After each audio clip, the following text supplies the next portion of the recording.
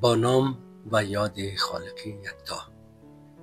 امروز یک روز مهم و با ارزش برای مؤسسه لند آف اپورتونیتیز است، زیرا اولین برنامه اهدای بسته‌های غذایی خود را در افغانستان آغاز می‌نماییم.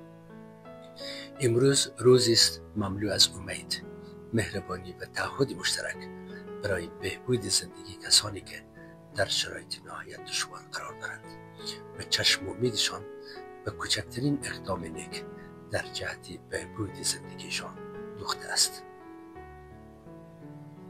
بدون شک اکثریت مردم افغانستان در حال حاضر دچار چالش‌های عدیده از جمله فقر اقتصادی که مهمترین بخش زندگی را تشکیل می‌دهد میباشند.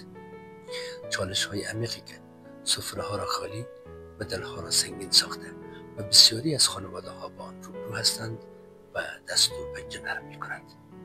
در چنین شرایط دشوار مؤسسه لند آف اپورتونیتیز اراده نموده است تا کوچکترین مسئولیت خویش را در جهت کاهش رنج‌های مردم بی‌بضاعت و مستمند ادا سازد.